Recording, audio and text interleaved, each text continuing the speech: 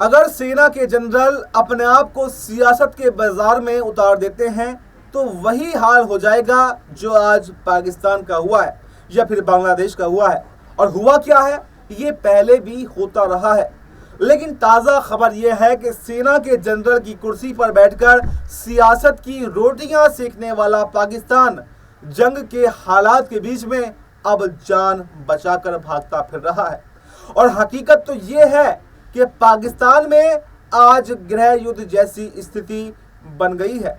ना सरकार की विश्वसनीयता बची है और ना ही सेना की कोई इज्जत बची है। पाकिस्तान में भारत की जवाबी कार्रवाई को लेकर जबरदस्त डर का माहौल बना हुआ है और यहाँ तक कि पाकिस्तान के प्रधानमंत्री शहबाज शरीफ भी अब ज्यादा कुछ बोल नहीं पा रहे हैं। वहीं पाकिस्तानी जनरल आसिम मुनीर की अगर बात करें तो आसिम मुनीर का भी कहीं कोई अता पता नहीं है। पाकिस्तान के सूचना मंत्री भारत के हमले की आशंका पहले ही जता चुके हैं। पाकिस्तान में लोगों के बीच डर का माहौल बना हुआ है कि भारत का अगला कदम क्या होने वाला है। भारत के विदेश मंत्री एस जयशंकर अपने अगले कदम को लेकर दुनिया के तमाम देशों का समर्थन हासिल कर रहे हैं और अब पूरी दुनिया की नजरें भारत में होने वाली हलचलों पर टिकी हुई हैं।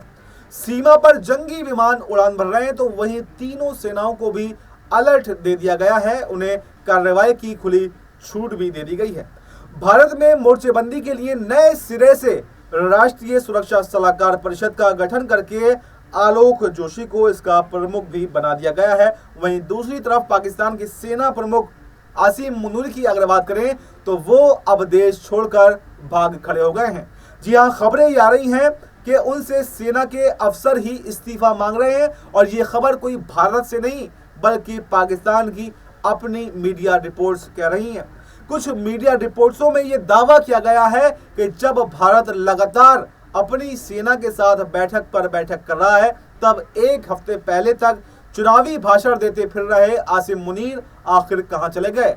कुछ रिपोर्टों में अटकल लगाई गई है कि असल में आसिम मुनीर जो हैं वो अब देश छोड़कर भी जा चुके हैं। कई रिपोर्टों में तो यहां तक कहा गया है कि जनरल मुनीर रावलपिंडी में एक बंकर में छिप गए हैं। वहीं कई रिपोर्ट्स में ये दावा भी किया गया है कि आसिम मुनीर के परिवार ने पहले ही देश छोड़ दिया है। दरअसल ये आशंका तभी से और ज्यादा बढ़ गई जब भारत के पहलगाम हमले को लेकर पाकिस्तान के खिलाफ कोई बड़ी कार्रवाई करने की जो बैठकें हैं वो लगातार शुरू हो गई और उसके बाद में जो सेना को खुली छूट दी गई है तो उसके बाद में पाकिस्तान में बिल्कुल एक डर का माहौल है। जब पाकिस्तान में आर्मी चीफ के देश छोड़कर भाग खड़े होने की खबरें गली गली में घूमने लगी तो पाकिस्तान सरकार ने एक फोटो शेयर करके ये दावा भी किया कि सब कुछ ठीक ठाक है। पाकिस्तानी प्रधानमंत्री कार्यालय के आधिकारिक ट्विटर हैंडल से एक ग्रुप फोटो यहाँ पर पोस्ट की गई जिसमें प्रधानमंत्री शहबाज शरीफ और जनरल आसिम मुनीर आगे की लाइन में बैठे हुए दिखाई दे रहे हैं। लेकिन ये तस्वीर अभी हाल की नहीं है।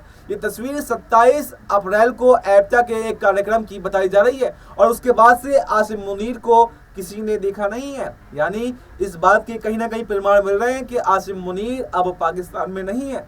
पाकिस्तान के लोग अपने सेना प्रमुख को खोज रहे हैं और ये पूछ रहे हैं कि क्या मुनीर जो हैं वो अब भाग गए हैं या भारत के डर से उन्होंने देश छोड़ दिया है। आपको ये भी बता दें कि मुनीर ने 26 अप्रैल को खैबर पख्तूनख्वा प्रांत के काकोल इलाके में पाकिस्तानी सैन्य अकादमी में कैडेट के पासिंग आउट परेड को संबोधित करते हुए कहा था कि द्विराष्ट्र सिद्धांत यानी टू नेशन थ्योरी जो है इस बुनियादी मान्यता पर आधारित था कि मुसलमान और हिंदू दो अलग अलग राष्ट्र बनेंगे। मुसलमान जीवन के सभी पहलुओं, धर्म, रीति रिवाज, परंपरा और सोच में हिंदुओं से अलग हैं। पाकिस्तान के कायदे आजम मोहम्मद अली जिन्ना ने इसको टू नेशन थ्योरी का जो सिद्धांत दिया था। आसिम मुनीर ने ये बात पहलगाम हमले के पहले भी कही थी और हमले के बाद भी उन्होंने ये इस बात को दोहराया। यानी उन्हें ये लगता था कि इससे भारत के मुसलमान सड़कों पर आ जाएंगे और लोग एक दूसरे से जो है वो लड़ने लगेंगे। लेकिन हो गया इसका उल्टा पाकिस्तान के मुसलमान जो हैं वो आसिम मुनीर को उल्टा लटकाने के लिए अब ढूंढ रहे हैं और उनसे जवाब मांग रहे हैं। और तो और पाकिस्तानी सेना के जूनियर अफसरों और रिटायर्ड जनरलों ने आसिम मुनीर को फौरन इस्तीफा देने के लिए एक चिट्ठी भी लिखी है। और अफसरों का यह आरोप है कि जनरल मुनीर ने सेना को राजनीतिक फायदे के लिए इस्तेमाल किया है और वो बदले की भावना से काम कर रहे हैं। वहीं कई मीडिया रिपोर्ट्स के अनुसार अगर बात करें तो पाक फौज के अफसरों की इस चिट्ठी में यह कहा गया है कि जनरल मुनीर के नेतृत्व में पाकिस्तान 1971 जैसे हालात में अब पहुंच गया है। और आपको याद ये भी दिला दें कि 1971 के युद्ध में ही इंदिरा गांधी ने पाकिस्तान के 2 टुकड़े कर डाले थे और दुनिया के नक्शे पर बांग्लादेश का उदय किया था। जनरल नियाजी के नेतृत्व में पाकिस्तान के 91,000 सैनिकों ने घुटनों पर बैठकर भारत के सामने आत्मसमर्पण कर दिया था और यही अब पाकिस्तान में दोबारा देखने को मिल रहा है। अब पाकिस्तानी इस बात को खुद कबूल कर रहे हैं कि फिर से बेइज्जती का वही दौर हमारे सामने आ गया है। पाकिस्तानी सेना के अफसरों ने अपने ही चीफ को धमकाते हुए लिखा है कि आप इसे दरकिनार करने की गुस्ताखी ना करें तो बेहतर होगा। ये पाकिस्तान की सेना की आवाज है। कर्नल, मेजर, कैप्टन और जवान जिन्होंने आपको हमारी संस्था, हमारे देश और हमारी इज्जत को मिट्टी में मिलाते हुए देखा है, आपका समय अब खत्म हो गया है और जल्द से जल्द अपने पद से इस्तीफा दीजिए और नहीं तो हम आपसे वो छीन लेंगे जो आपने लिया है। भले ही जबरदस्ती क्यों ना करनी पड़े, लेकिन अब आपको कुर्सी छोड़नी पड़ेगी। और इसी के बाद से ये भी पूछा जा रहा है कि क्या जनरल मुनीर का हाल भी वही होगा जो जनरल परवेज मुशर्रफ और जनरल यहिया खान का हुआ था। यहिया खान ने तो अपने ही बॉस जनरल अयूब खान का तख्ता पलट करके पाकिस्तान की सत्ता हथियाई थी और इसके बाद यहिया खान ने पूरे पाकिस्तान में मार्शल लॉ जो है वो लगा दिया था। लेकिन 1971 में भारत के हाथों करारी हार और बांग्लादेश बनने के बाद में उन्हें नजरबंद कर दिया गया था। आपको बताएं कि यहिया खान की तरह ही जनरल परवेज मुशर्रफ ने भी नवाज शरीफ का यही हाल किया था।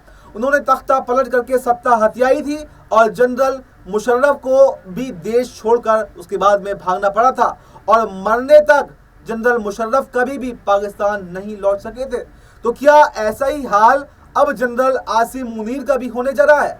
लेकिन जो भी हो, लेकिन एक तरह से पाकिस्तान के अंदर जो है वो भारतीय सेना का अब खौफ है और सेना अपने सबसे मुश्किल समय में पाकिस्तान की जो सेना है अपने समय के सबसे नेतृत्वहीन नजर आ रही है। लोकतंत्र को कुचलने की ऐसी कीमत है जिसने पाकिस्तान को अंधे युग में अब फेंक दिया है और पाकिस्तान भारत के हमले से पहले ही गृह युद्ध के दौर में पहुंच चुका है।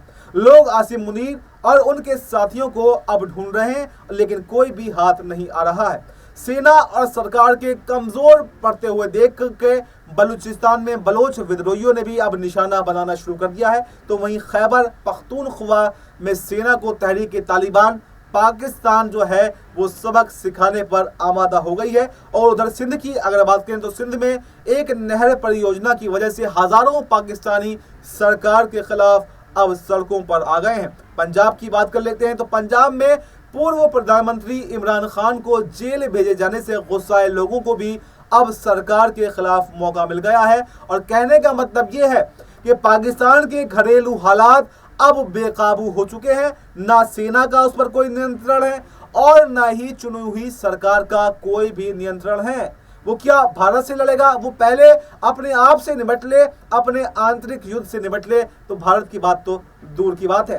कहने का मतलब साफ ये है कि एक लोकतंत्र में चुनी हुई सरकारों को जब सेना के जनरल सिखाने लगते हैं कि देश कैसे चलाना चाहिए, तो वहीं से वो देश बनना जो है खत्म हो जाता है, जिसे आज हम पाकिस्तान कहते हैं। और ये भी कि राजनीतिक विरोध की वजह से विपक्ष के नेताओं को जेलों में डाल देना किसी देश को कहां तक ले जाता है। और कौन नहीं जानता कि इमरान खान की पार्टी को आखिर कैसे हटाया गया चुनाव में और उन्हें कैसे जेल में डाला गया। इस समय पाकिस्तान में सबसे बड़ा सवाल तो यही है कि भारत से जंग हुई तो पाकिस्तानी सेना का नेतृत्व आखिर कौन करेगा? क्या पाकिस्तान के प्रधानमंत्री में इतनी हिम्मत है कि वो इतना कुछ हो जाने के बाद भी आसिम मुनीर को कुर्सी से हटा दें या फिर इमरान खान को जेल से रिहा कर दें? ऐसा तो कोई सवाल ही पैदा नहीं होता। तो ऐसे में अब ये देखना काफी दिलचस्प होने वाला है कि आसिम मुनीर आखिर कहां छुपकर बैठा है। क्या पाकिस्तान में किसी बंकर में छुपकर बैठा है या फिर कहीं देश छोड़कर जो है विदेश भाग गया है। और अगर पाकिस्तान पर भारत हमला करता है तो क्या उससे निपटने के लिए, क्या अपनी आवाम को बचाने के लिए, क्या आतंकियों को बचाने के लिए सरकार और सेना प्रमुख आसिम मुनीर जो है वो सामने आएंगे, या फिर एक ऐसा इंतकाम भारत लेगा जो आतंकी हमला पहलगाम में पाकिस्तान ने किया उसका ऐसा इंतकाम लिया जाएगा जो पाकिस्तान की नस्लें भी जो हैं, आने वाली नस्लें उसको याद करेंगी। तो फिलहाल इस प्रोग्राम में इतना ही। इस पूरे प्रोग्राम पर, पूरी रिपोर्ट पर आपको क्या कुछ कहना है, अपनी राय कमेंट बॉक्स में जरूर दें। फिलहाल इस खबर में इतना ही, हमें दीजिए इजाजत। नमस्कार।